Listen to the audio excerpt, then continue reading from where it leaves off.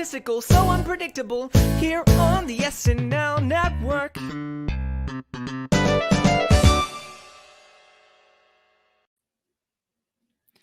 Yes, that is right. Hello, everybody, and welcome to another patron feedback show, wrapping up the Billie Eilish week of Saturday Night Live. It's been a really fun week getting back into it in December. We have two amazing shows, obviously the Billie Eilish one, and now coming up the Paul Rudd one. And if you haven't checked out a patron feedback show before, welcome on in. This is the show where we invite patrons who have joined our community here at the SNL Network to come onto the podcast and show what they can do to co-host the show. They get to answer really great questions from anyone who submitted questions on our patron feedback forms. Those go up every single week, day before our patron feedback show on Twitter and on Instagram. And we get to answer those questions and also talk about what's happening in SNL social media. So lots to do tonight, and I am very excited to bring in our next guest, who is a very active patron and someone I was so excited to talk with. Welcome, Ike Moore. Ike, how are you? How are you enjoying season 47 so far? All right. Well, I'm going to be honest with you, John. We are in a new golden era of SNL, and I truly believe that. I mean, like, I remember, and regardless of what you might think of, let's say the show when in between 2016 to now, regardless of your feelings, everybody can pretty much agree that there was like a dark, gloomy feeling in the studio. I mean, there was good comedy, but you can tell everybody was kind of like, well, the buildings are on fire, but hey, let's try to make people laugh, and it was just a gloomy time. And I feel like now, and I can pinpoint exactly when it happened, when the tide turned per se. The last season, the Maya Rudolph episode, to me, starting from there all the way to now, it's like there was a new energy. It was like Studio 8H took a B12 shot or something, man. It was crazy the amount of energy that was coming there. And I feel like a lot of it is because of the veterans. A lot of the veterans have come back. And I know there was a lot of talk, especially on this YouTube channel, about how, there's too many people on the cast. Why doesn't people want to move on? What's this? What's that? I feel like all of them have proven that they deserve to be here. Every single one of them. There is not one veteran on this cast that doesn't deserve to be there. Even somebody like a Pete Davidson, who gives the bare minimum. He does the greatest bare minimum I've ever seen on television. So it's like all the veterans have proven that they need to be there. And then, you got the new blood, Chris Redd, even though he's not technically new, but it's like, I feel like a lot of the Keenan influence has gone into him.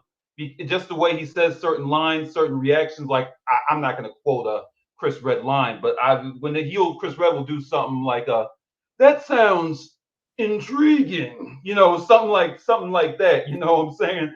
And I feel like that's something from Keenan.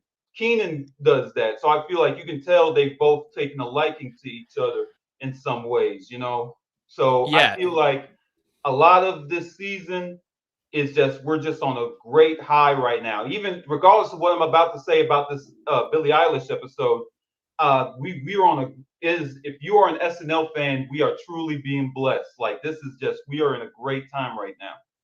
Yeah, and man, I have to tell you, like you, whenever I read your comments and stuff, and like even just hearing you talk now, I'm so thrilled to actually get to hear what you're saying, because you are like one intelligent guy. I really just enjoy getting to hear your thoughts and comments on everything. So like I said, chat and everybody, like bear with us, because we're gonna have some really fun content for the rest of the show. Really interesting thought.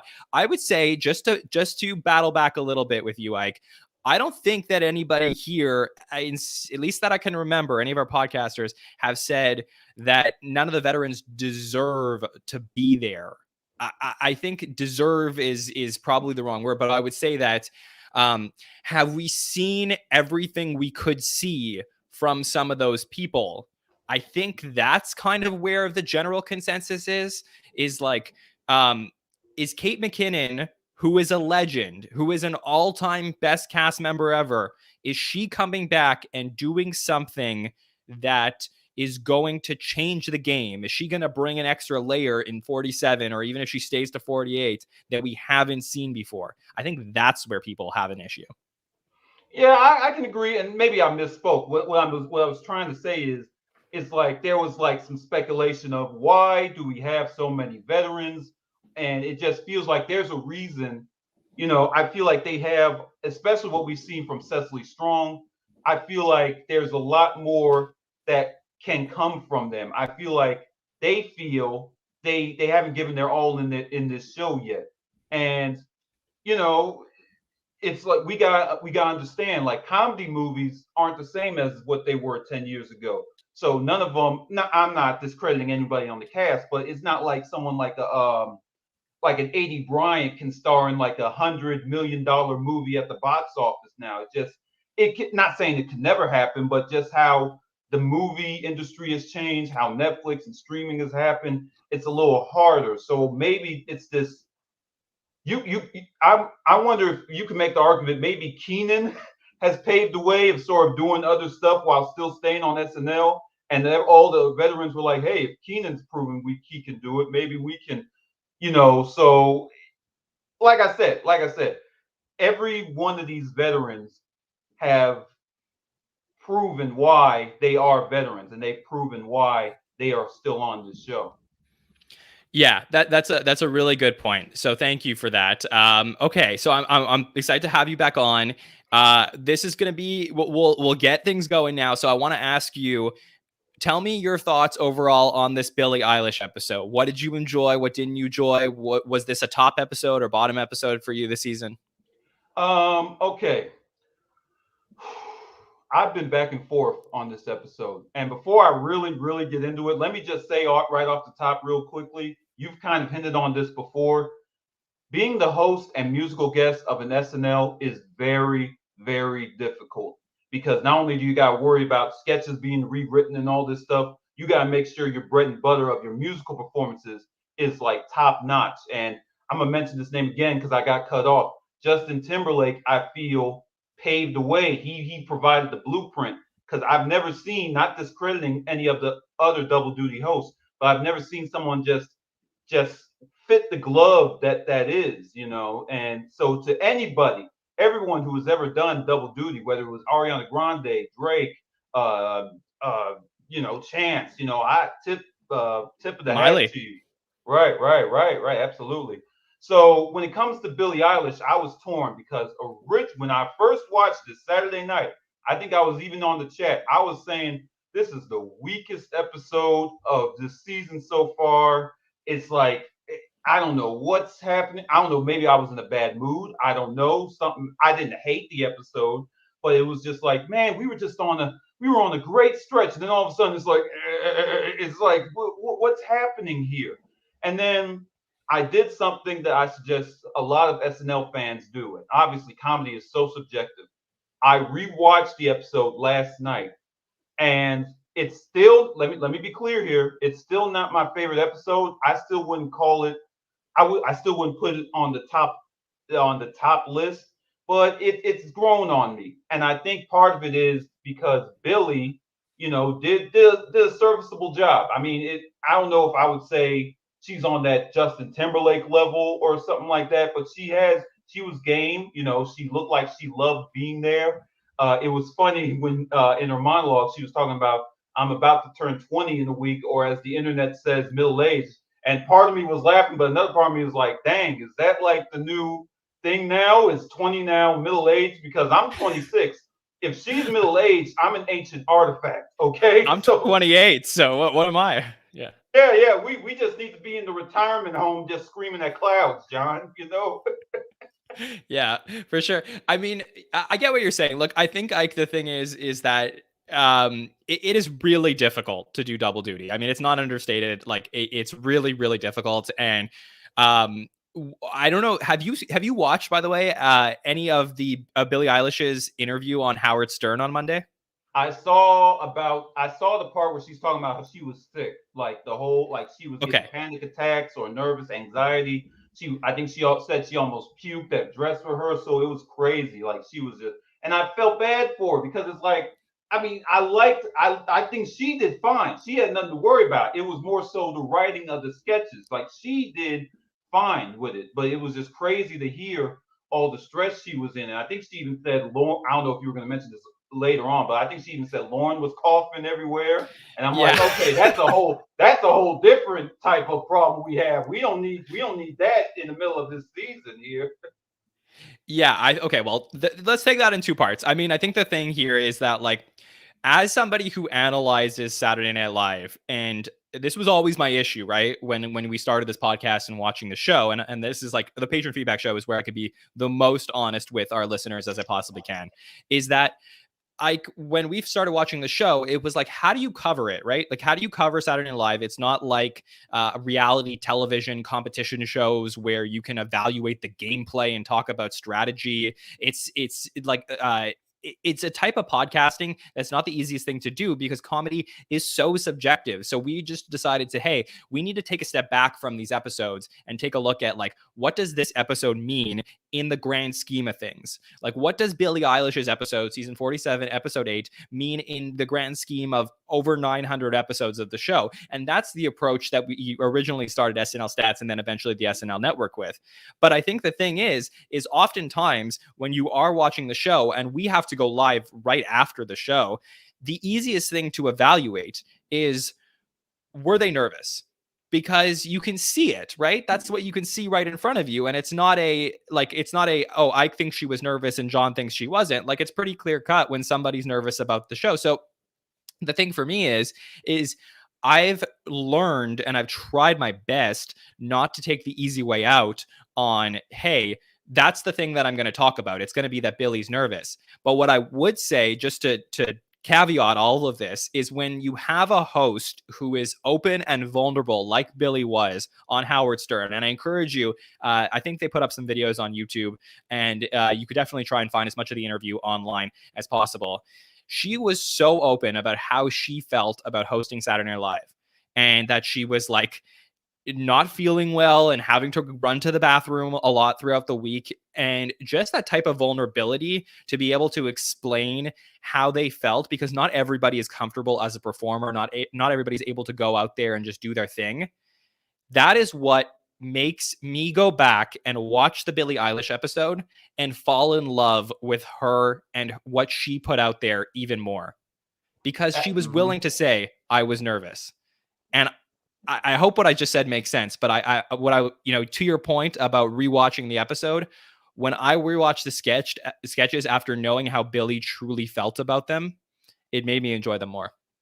Yeah. And I feel like, you don't really hear that from hosts, that they were nervous or this, they kind of be like, oh yeah, the cast is great, Lauren's amazing, you never get to see. I feel like, she's already been from what I've known. And I didn't really know a lot about Billie, but from what I've, gone back and seen, she's done live interviews just about how she's grown mentally, her, just from her mental health, and to see someone, going through that and still going through that and take a leap like this, doing double duty, doing live comedy. Because what I was about to say before I got cut off, SNL is like, in my opinion, still in 2022, the most important comedy show that there ever will be, because it's almost like watching a sport. If something succeeds, you're cheering, and when something dies, you are cringing. Like nothing cringes my soul more, John, than Studio 8H being silent during a sketch. It is one of the my biggest fears. I don't even work at SNL, which I should, but I don't work there. I don't work there, but I can only imagine what every single person in that room feels like.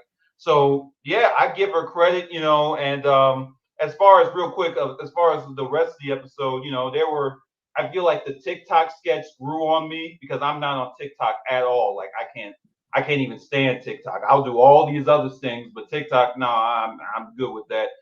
Originally in my notes, I had written down, would this sketch have worked as, how SNL sometimes does a runner where they'll do 3 parts of a sketch, like 3, like one in the beginning, the middle, and the end, like something like the Jim Carrey. Otherwise known as the MacGruber. Yes, the MacGruber. Yes. something similar to the Jim Carrey, Matthew McConaughey, Lincoln ad, whatever. I was wondering, would this work better in 3 parts? I had to think about it. And then I was like, maybe it could have, because that's how even though I'm not a big fan of TikTok, I've seen it because they're everywhere. How I'll watch TikTok is I'll watch this group of episodes stop, this group of videos stop, this group of videos stop, and then. But I feel like maybe that would work. But I think it was good to have it as just how it is, because it just symbolizes a person just scrolling through. I still don't like the nativity sketch. Still like, nah, bro. That's Chris Red saves it, but that's not good. Wait, you didn't like this? Oh, well, can we have internet connection problems again, please? Can we end this podcast now? Go into that portal. Oh yeah, I'm going back in that portal, man. Yeah. So, and I think another thing that we need to talk about, which I'm sure we will, is Kate. Coming back. And I feel like she was in a parallel universe. She would be the host, and Billie Eilish would be the musical guest. If she had left SNL, I could just see Kate coming back for an episode like this, Christmas time. She just carried herself. I love the way she carries herself, like someone who's, lived this full life of sketch comedy, and it's just like, and it's telling the younger kids, hey, let me show you how this done, and it just felt like that the whole hour and a half. I loved the Lonely Christmas. I love that sketch. It's probably one of my favorite sketches this season. Kyle's sketch, Kyle's Holiday. Well, just give me your own, because we're gonna get to a lot of these when we get some questions in, and we're gonna get the patron feedback. So I'm so, first of all, your takes are awesome, because you're telling me things I didn't even think about. So that's what I love doing this and getting to talk to different people about it. But overall, like, out of the 8 episodes this season, where are you putting this episode? Whew. I know this was used to be called SNL stats, but I'm bad at math, so bear with me. I would put this. It's still not in my top 5. But I would put this over the Jonathan Majors episode. I feel like the Jonathan Majors episode, no fault of him, it just, it worked better for me. I feel like Jonathan kind of and again, not his fault. I feel like everyone was the eyes were all on Taylor. And I feel like maybe that affected maybe the vibe or something that, besides the 3 Sad Virgin sketch, I can't really remember anything from that episode. I'm just being completely honest with you. Yeah, that's fair. I think for me, I think it's somewhere in the Owen Wilson, Kim K, and this episode. It's in that tier. I still think Jonathan Majors is probably in agreement with you at the bottom, and I think that the next tier up is somewhere in it's maybe Billie Eilish is ahead of Kim K and Owen Wilson actually out of my second watch, but I think that's probably like 4, I would say, from the bottom for me. But yeah, I mean, look, really fascinating stuff. Like, what I want to do is I want to make sure we get to the patron feedback questions, and we did cover a couple, and I'll make sure to get your opinions. I know that that you had mentioned some interesting stuff, and I want to make sure we cover all of that. But let's do SNL social media first. So let's talk about the things that are happening around social media. I'm going to read out what's happening, and then you give me your take on what people are saying about Saturday Night Live this week, okay? Let's do it. Let's do it. All right. First up, we got the great Miley Cyrus. So were you excited to see Miley on the episode this week? This is a quick funny story. I remember posting on the Facebook group that I don't think there's going to be any cameos. I think we're all going to save it for next week. I don't see anyone showing up. And then I can't remember who said this. Maybe it was Casey in the comments. I don't remember who, but he mentioned, isn't Miley still in New York? And I'm like, dang it. And he's got that. She's got that. Casey knows everything, Ike. Absolutely. And she's got that New Year's Eve show with Pete. And I'm like, if she's still in New York, she's sliding through. There's no way they're putting that off another week. So I was excited to see her. Not the biggest fan of the cameo. I mean, it was fine for what it was, but I wonder if she was literally just there to. Here's what I think. I think she was literally just there to support Billy. And then Lauren and the writers were like, yeah, you mind doing something for the show? People like seeing you. And she was like, all right, I'll do it. And they just gave her the most simplest thing to do. It didn't require nothing. She just wore the same thing she wore to get there. It was just a quick thing, one and done out. I would have personally put her in the nativity sketch, almost as like the third person coming in, just like, all right, y'all don't know how to do this. Let me get my cousin from Montana, and then she just comes in and just twerks or whatever she does, that wild and crazy stuff, you know. Okay, so here's my take for you, by the way. Miley Cyrus is the 12th all-time host in sketches. So in terms of like the sketch rankings, she is 12th all-time, and that's not including anybody who has been a cast member. So any non-cast members who have hosted the show, she is 12th all-time in sketches. She's been in 47 sketches in her history on the show. Okay, 47 segments. That's insane, dude, man. Yes. I would say, I mean, obviously, and by this is the way this is counted is it's 47 segments. So this includes musical performances. Okay. As an individual segment. Yeah. So let's say she's doing double duty and she does 7 sketches and 2 performances. That would count as 9 segments for the night. Okay, so she's 12th all time with 47 segments. I have a feeling that if I went back and I watched everything that Miley Cyrus has ever done on SNL, this would be 47 out of 47 for me in terms of what Miley has done on the show, because she kills it every time she is on the show. She is so good at everything. And how do you not use Miley in a more impactful role to me? That to me was like really crazy, Ike.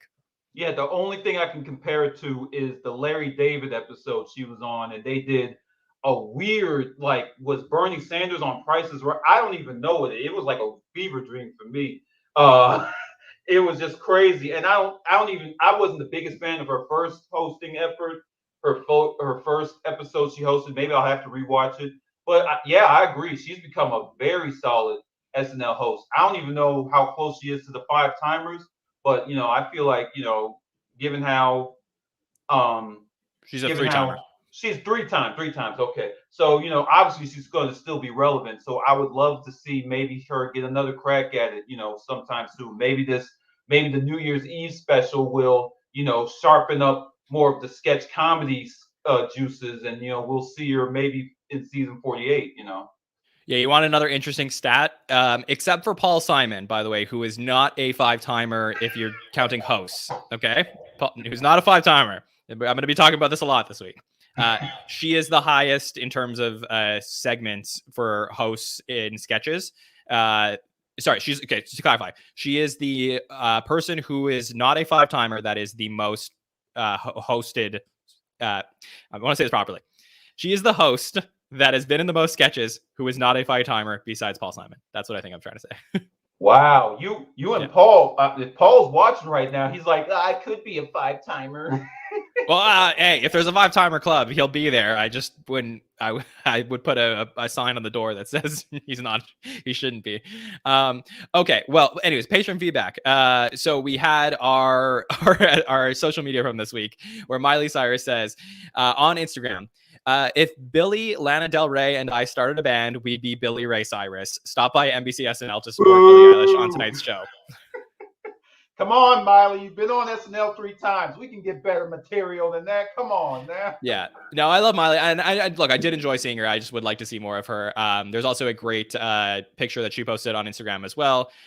She wrote, Lorne Michaels is bringing back the 3 Amigos starring, and there's her, Phineas, and Billie Eilish at the front of the Goodnights. Which is really nice. And I'm glad that we got at least one impactful cameo before what could potentially be happening this week. Yeah. I would. They can put that on Peacock right now. Let's get it going. Yeah. I'd love to see Miley do just more acting. So for sure. All right, so our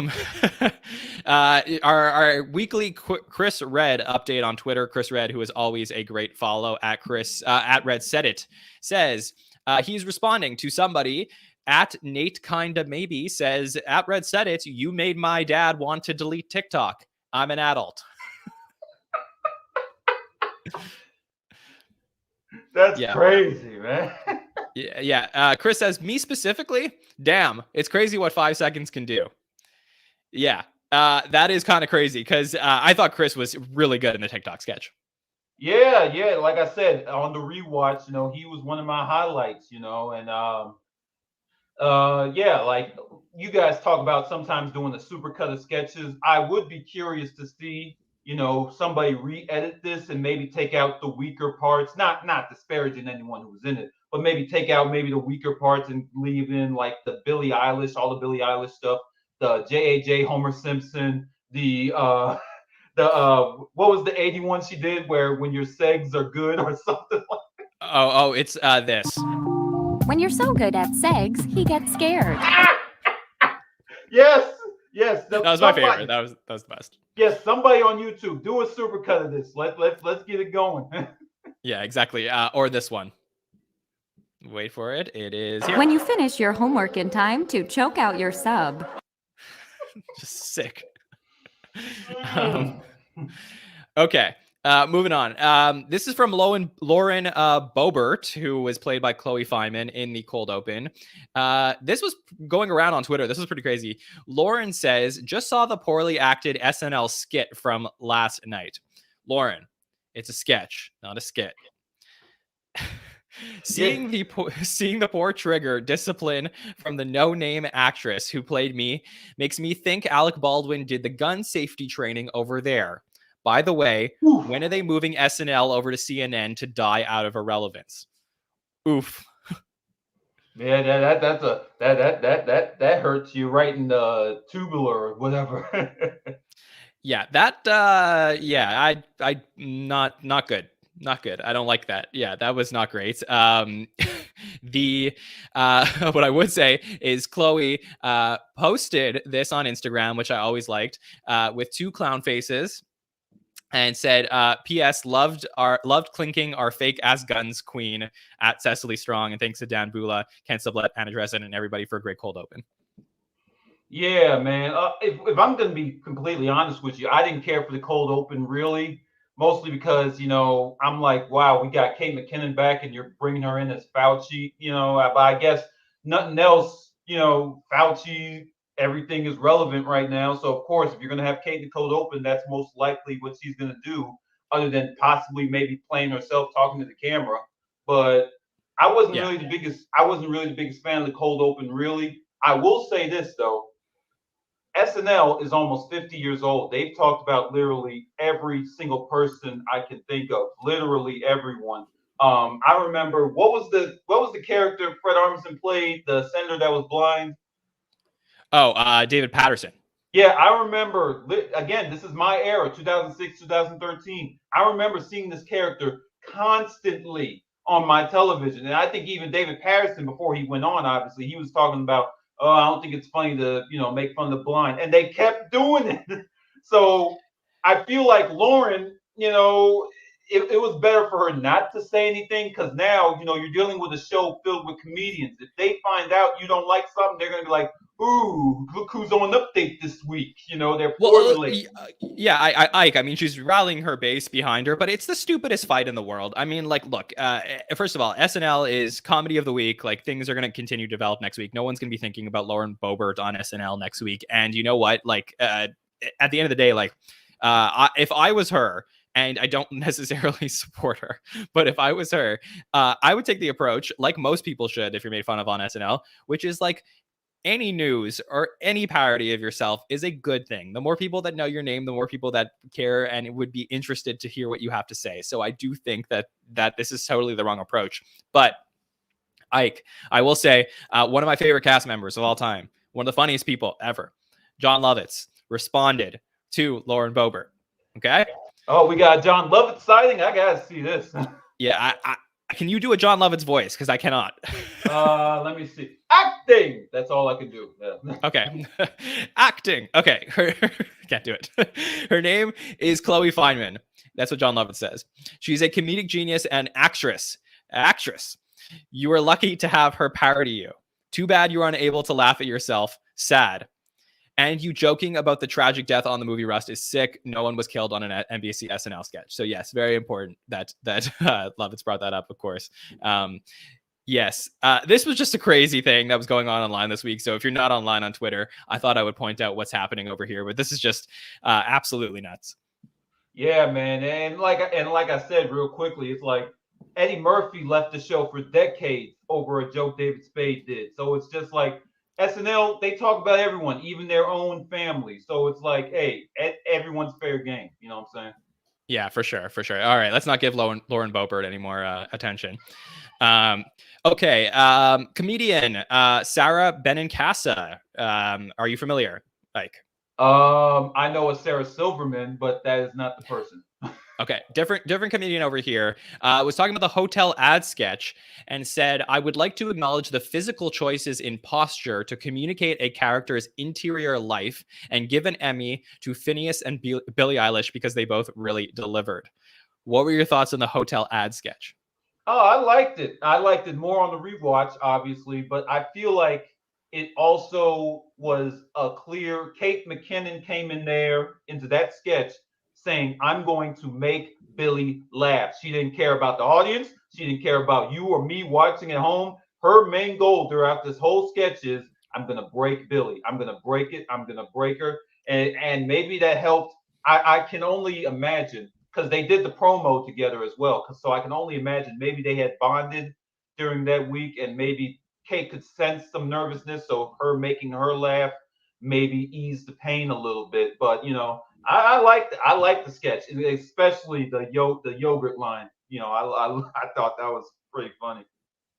Yeah, and yeah, I agree. I definitely mentioned on the roundtable that I enjoyed this sketch much more on the second watch. I think this was a sketch that really, really grows on you. So yeah, I did enjoy that one.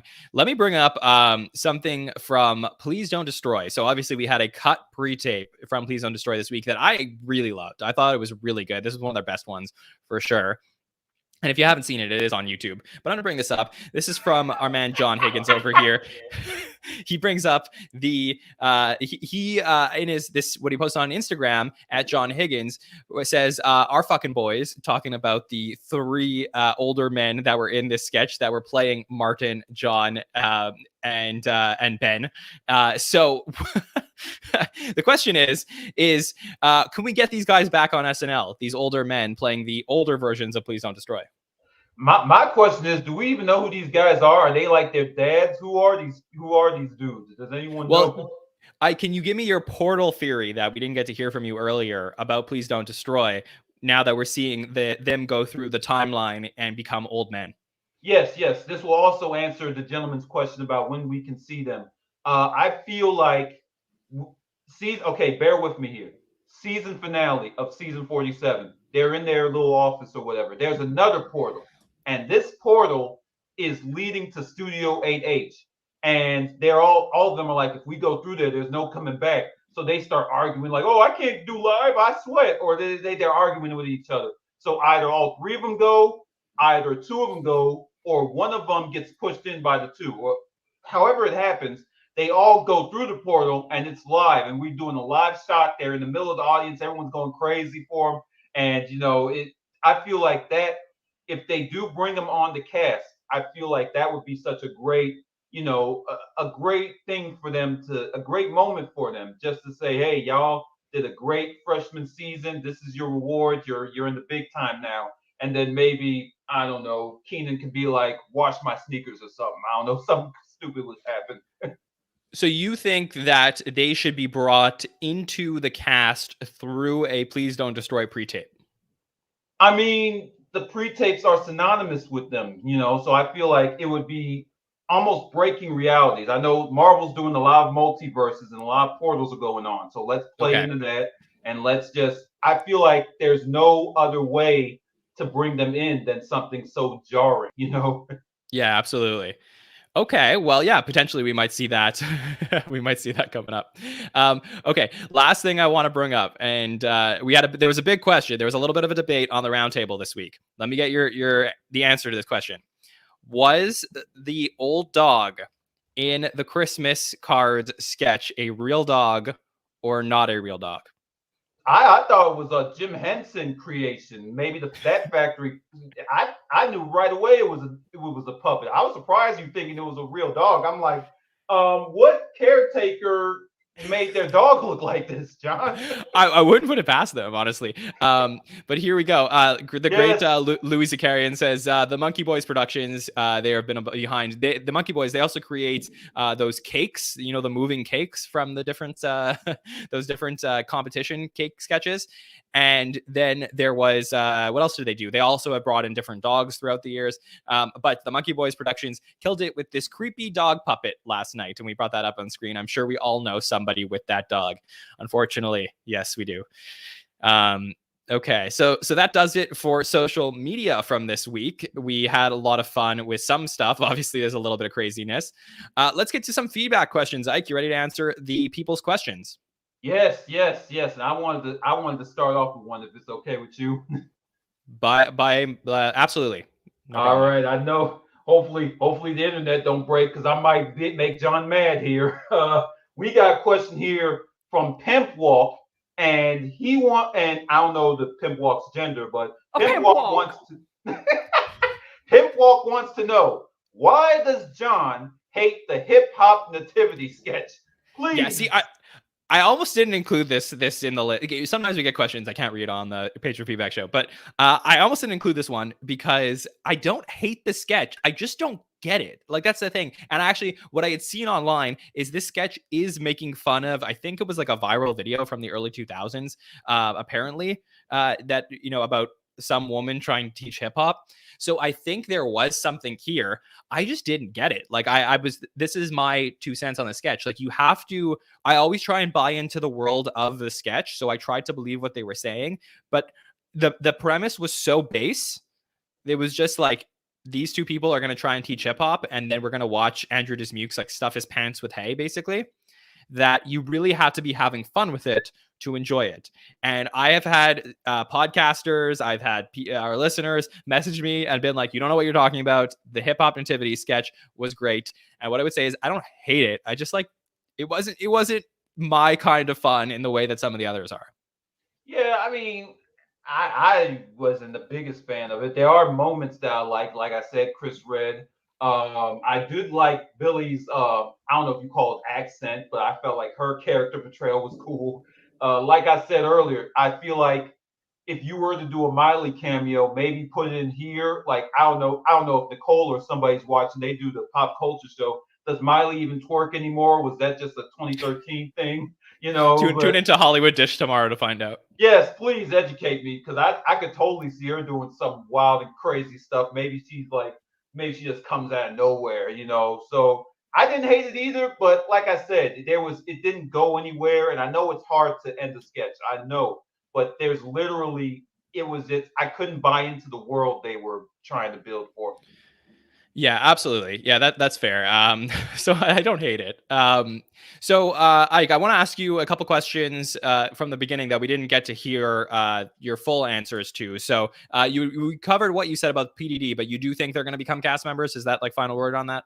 I do believe it. Now, I think all three of them, unless one of them just doesn't want to. I feel like I can see all three of them in sketches. What exactly they would do, I'm not too sure.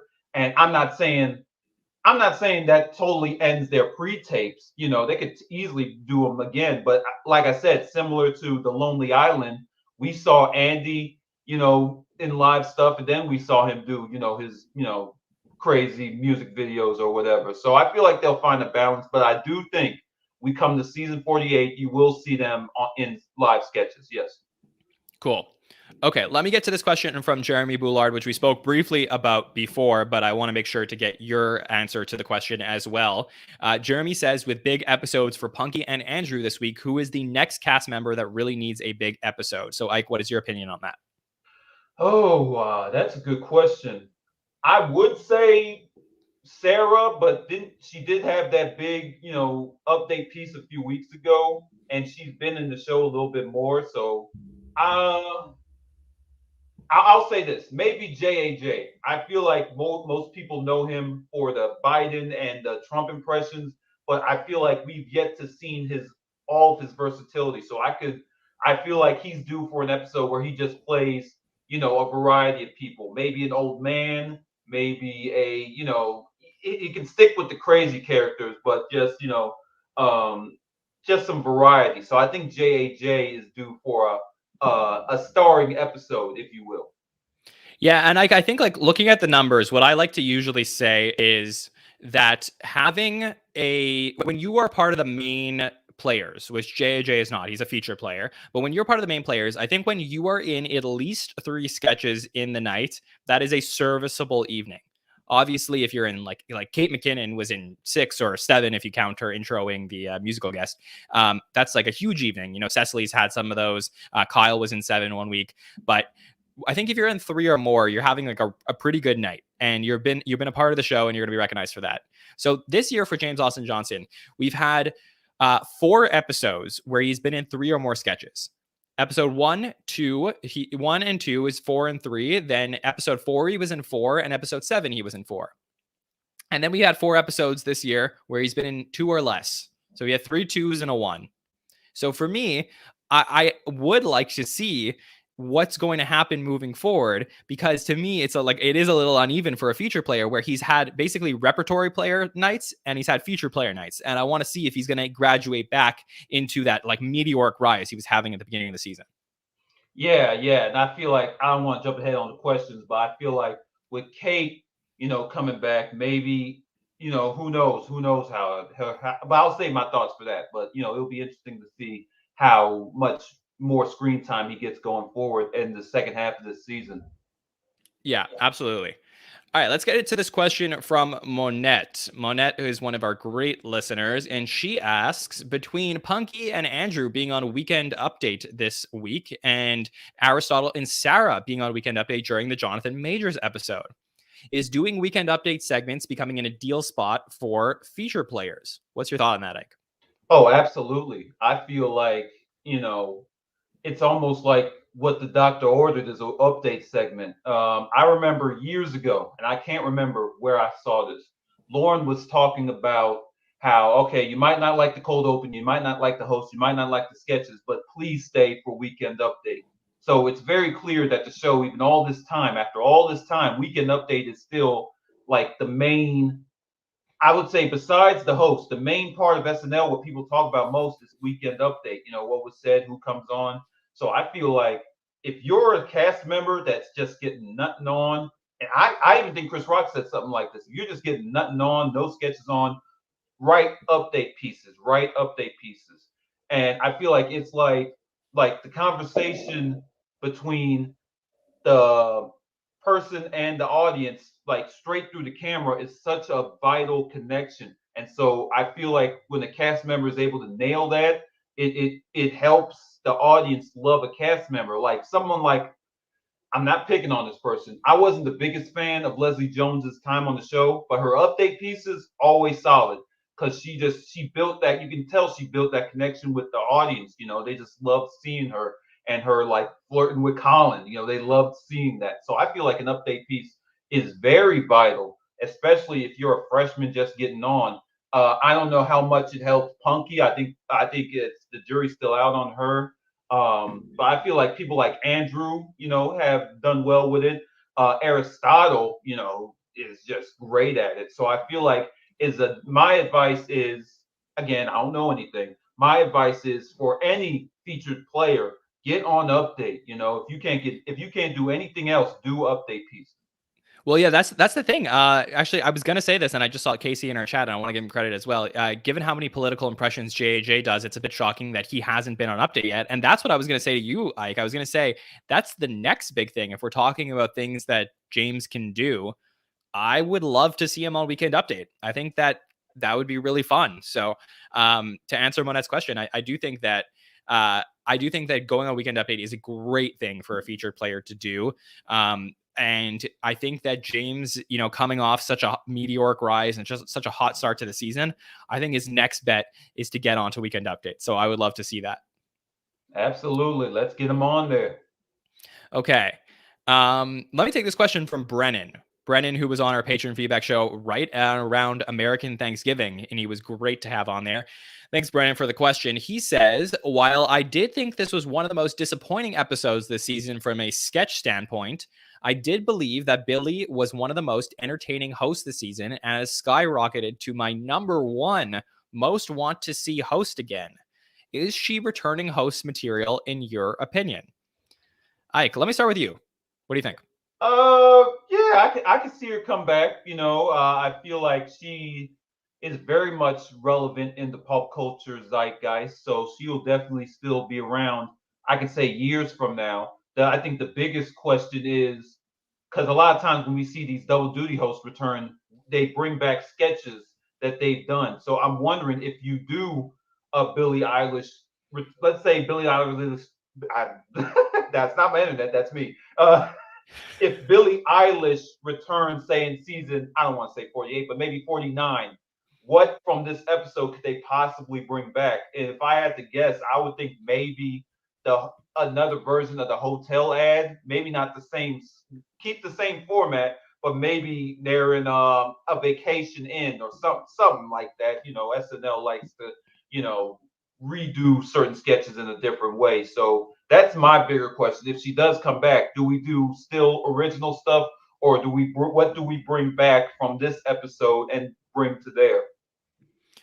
Yeah, I think for me, it's what my theory and my take has always been that if somebody is going to host SNL for the first time, no matter how much you love them or don't like them in real life, give them a chance, because you never know how they're going to be on SNL. I think that there's a lot of people are like really quick to hate on people when they hear they might host SNL. Let's see how they're going to do on the show. When it comes to somebody who's previously hosted and they're being brought back, I think that's when you can start to think poorly of the choice to bring somebody back. And I don't think that bringing Billie back would be a bad choice. I, in fact, would probably enjoy seeing her again. But I think I would like to see her at a different stage of her life. I think that we don't need Billie to come back 4 times in the next 8 years. Like, bring her back in 5 years or 10 years when she's like continuing to go through a lot in her life and is, developed more as like, not that she's not confident, but just, develop more in terms of like her branding and the next stages of her career and things she wants to do differently. Because I find those hosts that come back more interesting than anybody else. When we see somebody who hasn't hosted the show in like 20 years or something like that, which is, it's been rare, but that happens. Those are so much fun for me. So that's when I would like to see Billie. Yeah, like the going off the tangent here, that the Eddie Murphy episode 2019, like I wonder, could you have done that episode in say 2007 or 2008? I feel like they did it at the right time when he was coming back with Dolomite and Coming to America, the sequel was coming out. They found the exact right time for him to come back, and it was a Christmas episode. It was just insane. So I do agree, timing is everything. I wonder, maybe, so let's say Billie wins the Oscar for Best Original Song for, I don't know, Bond 25 or whatever Bond we're going to be on at that point. Do you think we bring her back then? Yeah, I think 20. I mean, I guess I think in like 4 or 5 years from now, I'd be ready to see her again. Not to say that she couldn't be a musical guest many times between now and then. I just don't know that she had the oh my God, I need to see her every single year on Saturday Night Live. Like, she didn't do it in the way that we were talking about Justin Timberlake earlier. She didn't have the Justin Timberlake all-star performance, the Miley Cyrus, even like not as terms of double duty, but even like the John Mulaney thing where people were like, oh my God, I have to see this experimental episode was really great and we want to see it again every single year. Like, there was nothing about Billie Eilish that I really felt like, out of all the one-time hosts this season, I wouldn't say that she's the one that I would absolutely pick to bring back. Yeah, I feel the same about Bruno Mars. I feel like he hosted once in, I want to say, was it 2011 or something like that? And 2012, I think. Yeah. And they just never brought him back. I don't know if that was because of scheduling or maybe they just, I don't know, the series of things that happened there. But I think if you brought him back to host now, I think that's perfect. I mean, he's got great musical catalog, with Silk Sonic and all this music he's done on his own. So, if you bring him back now, that would be excellent. Yeah, that is a perfect example for me. And I don't know if they've asked Bruno and he like doesn't want to do it, but that is a perfect example to me of somebody who hosted the show, did a great job, is really a beloved episode, and would like I think people would be freaking out if Bruno Mars was a host for Saturday Night Live again. So that is a great example. So I think we need to give it a little bit of time. I think people are going to think pretty highly about Billie Eilish. My only question, and again, I know you brought this up earlier, is I don't know if it was the best idea to go on Howard Stern and say that Lauren was walking around coughing during the week, because not a good idea, especially when we Yeah. get. I know we're going to get into it. Potentially, all these cameos coming in Saturday. You got the creator coughing up a storm. We don't need to hear that right now. Yeah, I just don't know that they loved that. I would venture to say that's probably not the best idea. Maybe you should have kept that in house and see, because not like I don't necessarily support Lauren going to work sick. I actually think it's probably like not a good idea, but the fact is, I don't think that they love that kind of stuff getting out there. So I think there may be like a little bit of time between now and the next time Billie Eilish comes back. Yeah, only time will tell, John. Only time will tell. Yeah, and for the record, for people who don't know the story, I'll just clarify that Billie went on Howard Stern, and during the interview, it was like about an hour-long interview, she had mentioned that she has a cold now, and that Lorne Michaels had been coughing throughout the week while he was at SNL.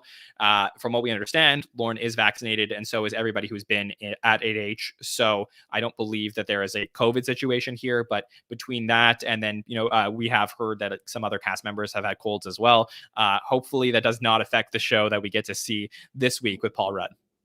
Yeah, I don't think so. I think everything will go smoothly, and knowing how the stories of the show series on YouTube that they've done. They did an episode months ago talking about how they did the whole COVID protocols and how people had these big noodles be like 6 feet, 6 feet. So I already know 8H is freaking on high alert. So if anything happens, they probably taken care of it or taken care of it. So I don't think there's anything to worry about. Yeah, definitely. Okay, let's talk about this question from Blood Meridian. Blood Meridian says, how will Kate's return affect the screen time of female cast members, especially Sarah, Melissa, and Chloe? So this is something that I've talked about a lot, Ike, but I'd love to get your opinion. How will it affect the female in particular, or just the cast in general? No, just the female. I think Blood Meridian would like to know specifically the female cast members. How does Kate's return affect them?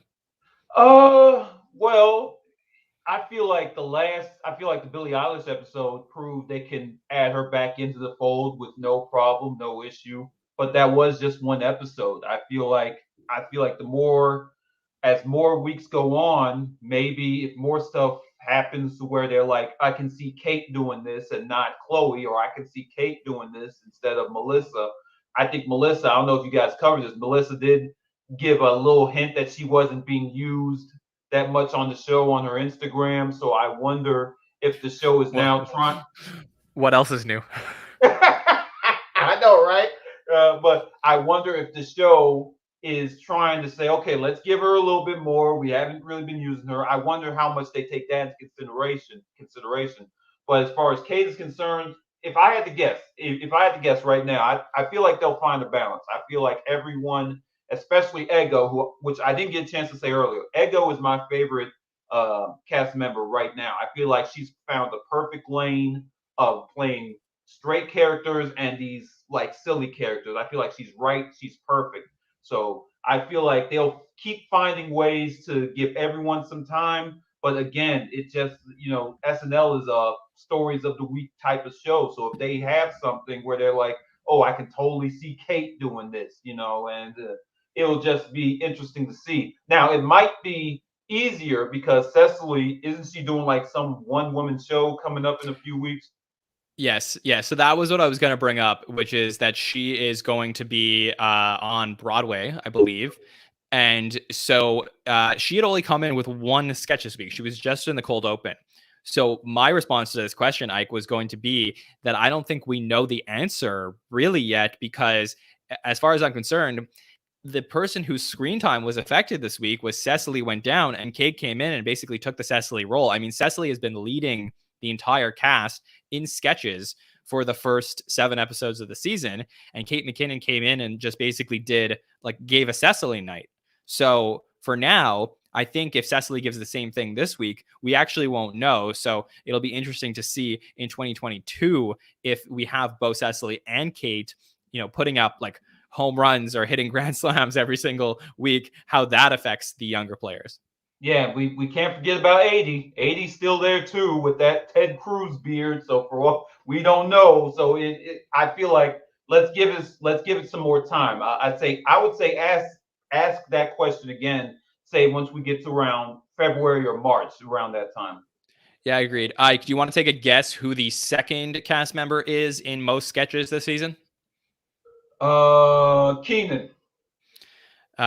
You are wrong, actually. Oh, okay. It is Keenan is third. It is Heidi Gardner is second. Oh, good for Heidi. Good for Heidi. I always felt like, again, I love all the vets coming back.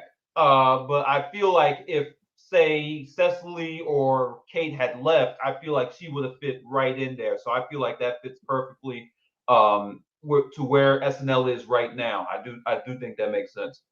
Yeah, underrated. She is probably my season MVP so far. So we'll talk about that more as we get to our coverage we finish up our coverage of the first half of the season. But really just very impressive stuff from Heidi so far, despite the all the stuff we got to see from. Yeah. Can you just keep that soundbite for the rest of the season and just have all? Yeah, we have this patron question from John Schneider. Do you think that we should change the SNL Network theme song to Pimp Walk? If you want the least amount of views, of course. Got it. Okay. We have a couple more questions. Let's take this one from Tim. Do you have any thoughts on Kyle's new Netflix show? Have you heard about this or seen it? I've heard about it. Saturday morning all-star hits. Yes, I've heard of it. I've only seen one episode so far, and it is the quickest. It is the quickest time I've said "what the f." It's like the way I describe it from what it was presented to me is it's basically a parody, not just a parody of Saturday morning cartoons, but a whole Saturday morning block. So they got promos, bumpers, the shows, and then they got the two hosts, which Kyle both plays. And it's just, from that first episode I saw, it's just weird, man. Now, it was the end game was kind of spoiled for me a little bit because I was reading the review, so I won't say it here. But I will, I'm slow at watching shows, man. So it might take me a while. I don't even know how fast I'm going to binge watch MacGruber when it debuts tomorrow. So eventually I'll get to it. I think the question also asks if you guys were going to cover it at some point. Yeah, I mean, I would love to, but unfortunately, just with all the stuff that's happening around SNL, there's just like so much that we can do in a given week. I think that we would love eventually to be able to cover shows that SNL cast members are working on as well. So it's like something that I look forward to doing in future seasons, and definitely over the summer when we could do some bonus coverage. We were able to do the final season of Brooklyn Nine-Nine this summer. So if anybody was catching up on that, we have coverage of the final season. You can watch our episodes that aired right after each of those episodes in the final season. But I would love to do that. I would love to do MacGruber. I mean, there's so many fun shows that have come out, but I'm really excited for Kyle because, he keeps saying every single week, they don't know how to use me on this show. So Kyle grew on me, man. Kyle, for a while, I did not like Kyle. I'm just going to be honest with you because I'm like, my favorite sketches are the 5 minutes to, I guess you guys call it the 5 minutes to one sketch is the last sketch of the night. And yeah, 10 to 1. Right. And I'm always expecting something. I always love the weird and insane. And then we get Kyle, and I'm just like, oh, no, this guy again. But he grew on me. I would say, though, as far as the SNLers on different shows, I'm going to quote Kevin Hart. The way my bank account is set up, unless your show is on Netflix, Disney Plus, or Peacock, I am not going to watch it. So y'all better get those contracts straight because I can't pay for no HBO Max or Disney or I don't know, whatever streaming services are out there. So Michael Che, I haven't seen your show, brother. 80, I haven't seen yours. Yeah, I'll figure it out. But Ike, if you ever get around to watching that damn Michael Che, we do have coverage of the first season of that show as well, so you can find that on our network. We did talk about those episodes. Yeah, I might have to just watch you guys and not watch it to cut costs, Yeah, for sure. Okay, let's turn our attention to Paul Rudd. So it's been a really fun week talking about Billie Eilish. I'm glad to hear. I'm sorry to hear that she's had a cold since the show, but I'm glad to hear that she made it. She did great. She did mention on Howard Stern that when she walked out and she saw the audience, her nerves were calm and she felt better. So I think that Billie actually did a very good job on the show, and it's just been a week of very exciting stuff to talk about. But obviously now we turn to the Christmas show, and this is always one of my favorite episodes of the year, Ike. And I was always like, even on the roundtable, I was trying to figure out how to properly describe my feelings about the SNL Christmas episodes. And for me, I love watching Saturday Night Live when I truly feel like anything can happen. And I think it's very rare in modern SNL days to have that feeling. But with the Christmas episode, you have to feel like there could be anything. Anybody could show up. They could be holding out sketches for this episode. And that's what's so exciting for me when I'm like, I don't know what I'm going to be talking about on Saturday night. And it could be really fun. Yeah, man. If I had to, I was going to mention this in the beginning. I have three type of favorite SNL episodes. I love when alumni come back. I love five-timer episodes, and I love Christmas episodes. And this is a rare occasion where we get both a five-timers episode and a Christmas episode. So it's like I feel like a lot's riding on this. Obviously, we've had some great Christmas episodes. Like I mentioned earlier, Eddie Murphy. That was just amazing. That's probably my favorite SNL episode of all time. Wow. Right. It was just insane. Right next to Justin Timberlake's Five Timers episode back in 2013. That was just so beautiful, a great tribute to his time on the show. So I feel like and I know Rich Tackenberg has said this. The worst thing to do is to go into an SNL with highest expectations. So I'm trying not to, but with all of this riding on it, it's kind of hard, John. Yeah, that's fair. I think Rich has had better takes than that one. I love him, but I think he's had better takes. He'll actually be joining us on the roundtable this week for a very fun show that we have planned. So looking forward to getting his takes on this Christmas episode. Let's talk about it. Okay, this one is from Rachel. Do you have a favorite SNL Paul Rudd moment, Ike? Oh, okay. So Paul Rudd's history on SNL is very interesting to me because I remember when his first episode aired, 2008. It was Beyonce was the musical guest, Justin Timberlake. I mentioned his name again. Did a cameo where he was saying how he was supposed to host Thanksgiving, but he couldn't, so he just did the whole show in like 2 minutes or 3 minutes. So it was that episode. I remember the second And the one. single ladies. Yes, and can't forget that. Yeah. And then I remember the second episode Paul did, that was with Paul McCartney. So that was another big one. Then the third one was with One Direction, which there was no one in there. All that screaming girls audience that I hate, they were there. And then the last one he did, I think, was DJ Khaled. Yeah. So there was a little bit of breathing room there. So I always felt like, and this is not a knock on Paul Rudd. Everybody loves Paul Rudd. I always felt like he was kind of had to climb a mountain because it was like they would always book these musical guests that were so much bigger. But to his credit, he always delivered. And even when it wasn't funny, you always got the sense that he loved it and he was generous with everybody's time. He wasn't trying to hog the camera. So I feel like I don't have a favorite SNL Paul Rudd moment per se, but I always liked his energy he brought. He always was like, "Hey, I'm game for everything. I don't care who's the musical guest. I don't care what this is. I don't care what that is. I'm just gonna get out there and I'm gonna have some fun." Well, I always felt like Paul Rudd is a great actor who could be an SNL cast member. Like I always just felt like he would fit right in. You could plop him in any era of the show. I think people would love to see him. I could envision him. I know he only started hosting in 2008, but I could envision a modern day Paul Rudd with any cast in the history of the show come in, and I think he would fit in pretty seamlessly. Maybe he doesn't necessarily elevate an episode the way that the top of the top five timers do probably and make the show, about them. But Paul is like seamlessly enters an SNL episode as an additional cast member better than almost any host that has ever hosted. and Right. that's why I like him. Right. I would, if you bringing up cast members, if he was a cast member, I would put him right in that between that 2006, maybe 2009 era. I feel like that he Yeah. would have fit perfectly in that era where you had Sudeikis, Bill Hader, all of them. I feel like that would have been, if he were a cast member, that would have been his time. That time capsule would have been beautiful.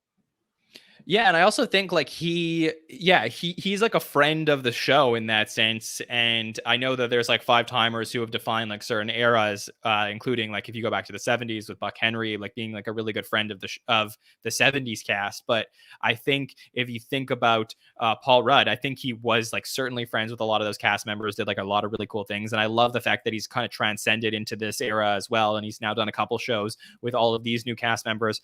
I'm very excited to see what we're going to see from him. And as far as my favorite moment is concerned, I think there's a couple of them, and they're kind of underrated sketches, but these are sketches that I enjoyed in the eras, and Paul just happened to be in them, I think, a little bit. But there was the Song Memories sketch that he did in his first episode, and this was a sketch where Forte and Sudeikis and Hader would always be with somebody, and then like a jukebox would be playing, or they would be playing a song on the radio in the car, and as soon as the chorus would hit, they would all sing the chorus. Like they would tell some crazy ass story, and then the chorus would hit and they would all just sing it together. One of my all-time favorite recurring sketches from that era of the show, and Paul's one was really fun. Yeah, I just remembered that. Yeah, that was crazy. They would say some outlandish stuff and then just go back into the chorus like they didn't just say what they just said. That's a good one, man. Yeah. Honestly, underrated. One of the best recurring sketches from that era for sure. And there's another one. I'll just bring it up just for like longtime fans. There was a sketch that I always used to quote, which was a Jason Sudeikis and Bill Hader sketch where Jason played a guy named Jeff. And Bill played a director named Mike Underballs. And every single time Jeff would do something wrong, Hader would yell, "Jeff!" And my friends and I used to quote that all the time. And there's a great Paul Rudd sketch of that in the second time that Paul hosted. So go look that one up. I think it's like a Broadway benefit thing. Is that the same one? Didn't Julia Louis-Dreyfus do one with the boom mic? Yeah, and I think LeBron James also did one as well. Yes, I remember that. Yeah. Jason's just good at playing jerk characters. I'm glad he kind of got away from it when he hosted earlier, which is my favorite episode of the season so far, is when he hosted. I'm glad he's kind of gotten done with the whole jerk characters. I guess Ted Lasso kind of softened him up a little bit, you know. Well, I wouldn't say that he's completely done with all the jerk characters, but oh, you don't know me very well. Yeah, you got me there, man. Yeah, I would say he still has it a bit in him. Okay, let's take this last question before we wrap up, and this is from our friend Rusty, who says, since Paul Rudd is joining the 5-Timers Club this weekend, I want to know what other 4-timers deserve to be 5-timers. Okay, let me read out the list of 4-timers for you, and you're going to tell me who you think, okay? Mm-hmm. So there's Eric Idle and Michael Palin, who were both British hosts that were around in the 70s, who probably should have been 5-timers. Let me just jump in wherever you want here, because I don't know how familiar you are with older eras of the show. Then there's Paul Simon, who I think should be a 5-timer, but is not a 5-timer. Okay? They should give him a 5-timer just out of, I don't care if it confuses the whole SNL young crowd. You give him that 5-timer. He earned it. Okay. Agree to disagree. Then, okay, we have Ashton Kutcher. Do you think Ashton Kutcher should be a 5-timer? You know what? I was just thinking about Ashton on SNL recently. I feel like there was a window they could do it, and obviously Ashton's still doing stuff, but I don't know if he's as active in the acting world as he once was. I don't know if that has anything to do with the other stuff he's got going on in his life. But I feel like if they did, I'm going to take a long guess. I'm going to take a long shot here. If he came out with something that just blew the pop culture out of the water, and he did something that was so big, and they were like, we need Ashton to come back, then maybe. But I don't see that in the immediate future, no. Okay, I agree with you. I could do without it. Dana Carvey, I think 100% should be a 5-timer. Absolutely. I thought when he came back, was it 2011 or was it 2012? I believe it was 2000. It was season 36, so I think it was 2011. Yeah. Yeah, I liked that episode. Even though they had to do the Bieber cameo, but that was where it was, where we were back then. I felt like he did great. It again, I feel like, and Rich talked about this weeks ago. A lot of times, how they pick these hosts, it's about ratings. It's about who's relevant right now. And as much as we love Dana Carvey, I don't know. He again, like Ashton Kutcher, he would have to come out with something that gets people like saying, "Oh yeah, Dana Carvey, he should come back." Whether that's a Wayne's World 3 or a reboot of Master of Disguise, please don't do that. He got to do something. But I'm gonna say yes because I'm a Dana Carvey fan, but I don't see it happening in the immediate future. Okay. I would vouch for it. I would say if Dana Carvey hosts any episode of the show, I will be very excited about that. Lindsay Lohan. That's an interesting one for me because obviously very, very good host as a very young person, not as much in season 37, I don't think. So maybe I think we've seen enough from Lindsay after 4 times. Does she have some Christmas movie coming out, or didn't she make another comeback? Yeah, I mean that's her whole career is like that, but I would say no. I think I'm good to move. I think we've seen enough that we could possibly see. Yeah, hey, I'm glad Lindsay's doing well, but I feel like SNL I think that time's done, but I'm glad she's doing well though. Yeah. Cameron Diaz. Yeah, I mean, it doesn't need to happen, but if it did, I'm kind of like ambivalent about it. Didn't she retire from acting? I don't know. That's a good question. That's a Hollywood Dish question, so make sure to ask Nicole and Rebecca. Cameron would be fun. Yeah, I always liked Cameron on there. Yeah, that'd be cool. Okay. Louis C.K., I'm gonna say no. Oh, you talk about a divided episode. That would be, I think, not to go too deep into this, but I think that's the one time half the cast just decides not to do it. That would be crazy if he came back. I would say there is a 0% chance this ever happens, and that is coming from somebody who attended a Louis C.K. episode in the audience. So, nope. All right, James Franco, that I could see happening for sure. That would be one. Yeah, absolutely. James, absolutely. In fact, I would even go as far as say maybe in the next few years. I think he has something coming out, if I'm not mistaken. So maybe, that would be a cool one. Yeah, James Franco, I would say yes. Chuck, Charles Barkley, I would say I've seen enough. You? Oh boy, John, you about to hate me. Yes. Why? That man should be in the 5-Timers Club, and I want him to have the most puzzled look as to why he's in the 5-Timers Club. Because he's constantly saying, I think he doesn't understand why SNL brings him back all the time, but he just goes along with it. So I want him to be in the 5-Timers Club, and I want him just to have the most confused look as if I think this is a thing. I'm not too sure. I'm not a good actor. It would just be the most mind-boggling episode. So just for my amusement, for Ike Moore's amusement here in Illinois, please give Charles Barkley a 5th time at hosting. Okay.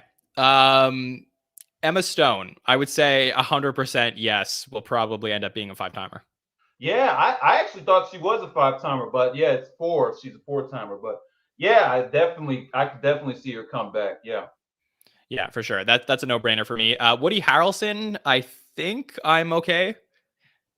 Yeah, Woody, everybody loves Woody. He was in the last Venom movie, so he's still very much relevant. So I feel like I could see maybe he would be someone they bring in, say they can't get somebody else and he's available, they'll bring him in to do one. Yeah. John Mulaney, I think they're going to take a break from, but I think he will definitely be a 5-timer down the road. Yeah, I think this year he's announced his tour again, so he's going to focus on that. When this tour is over, though, I can totally see season 48. Maybe I would, and I know we're nowhere near season 48. If I had to predict, season 48 season premiere, John Mulaney.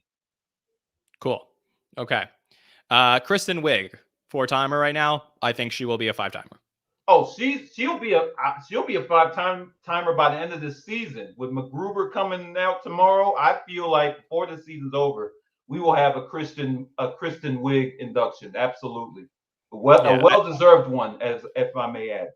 Oh, I think Kristen will be, when all is said and done, probably like I think she'll pass Tina, who's a six-timer. I think she's going to host at least 3 more times. So, and I think at that point she would be the female that has hosted the most. So I could see it for sure. Yeah. How many times, real quick? How many times Amy Poehler hosted? Is it 3? Amy Poehler's hosted 3 times. Yeah. Oh, even with the no, sorry. Excuse me. Amy Poehler's hosted 2 times. Yeah. Even with the Tina Fey thing that she did? Yep, she did one by herself and then one with Tina. Maybe I'm just thinking of cameos. Okay, so she's got a long way to go. I'm surprised they haven't brought her back more often. I guess her schedule is just insane. Yeah, for sure. Okay, so will be interesting to see what happens moving forward. Ike, I'm so thrilled that we got to hear everything from you. It was just great to catch up, and really just like your opinions are fascinating. So I really appreciate getting to hear everything you have to say about Saturday Night Live. Can you just tell the listeners what are you up to in Illinois? Where are you at? Like, tell them about yourself just a little bit for people who want to get to know you better. Oh, yeah. Like I said in the opening, I'm a comedian, a comedic writer trying to get my stuff out there. So you can, if you're on Facebook, look me up under Ike Moore. If you're on Instagram, Ballistic Ike Moore. And not really on Twitter that much, but if you're on Twitter, Ike Ballistic, that's good to put out there. Cool. Yeah, proud member of the SNL community. I'm glad for everybody for sticking around. And very, very quickly, let me just say, with this Paul Rudd episode, I feel like with the 5-timers induction, these are my 4 people. I'm going to give them off very, very fast. Will Ferrell will induct him along with Jonah Hill, Scarlett Johansson, and this is a big one, Dwayne "The Rock" Johnson. Okay. And because Dwayne was People Magazine Sexiest Man Alive, Paul Rudd is now Sexiest Man Alive. So I can just imagine there being like an extra wing in the 5-timers club that only they can go into, and everybody else is just like, hey, what's going on? And Ben Affleck, who is also a 5-timer, was People's Sexiest Man Alive. Yes. So yeah, I feel like we're in for some big cameos this Saturday, and I hope everybody's ready for them. Yeah, I'm very hyped. Okay, well, make sure to check out Ike and follow him on social media. You can follow me at JohnSchneider24 if you want to reach out to me, anything about the SNL Network. If you would like to become a patron of the SNL Network and support everything we are doing over here, we have some really fun benefits, including a private Facebook group where we get to all talk about the show and what goes on over there at 8H. You can also join us for a patron feedback show the same way Ike is, and call in as well when we do SNL Stories. That is our show, and we catch up with alumni of SNL and ask them a question. Ike was able to call in when we had Judy Belushi on as well. So that was really cool. So yeah, if you want to check that out, patreon.com/the SNL Network, and you can follow the SNL Network on Facebook, Twitter, Instagram, or TikTok. Make sure to subscribe wherever you listen. And we will be back tomorrow night with Hollywood Dish. That is the show that is hosted by Rebecca North and Nicole Rovine, where they talk about what is trending in pop culture before a new SNL episode. So make sure to check that out to catch up on all the stories you need to know before this weekend's episode. And join us for the Hot Take Show right after the episode. We'll be live at about 1:10 a.m. to break down all the sketches from the mid-season finale. So I want to thank everybody in the chat for joining us and being active tonight and really helping us out. And thank you, Ike, for joining us as well. I appreciate you battling through all of those tech stuff as we made it through. So I'm so glad we got to hear from you, Ike. Yes. The Lord was on our side, John, and happy holidays. Merry Christmas to all the SNL community. Let's go into the mid-season strong. Let's do it. Let's do it. All right, everybody. Have a good one. We'll see you next time.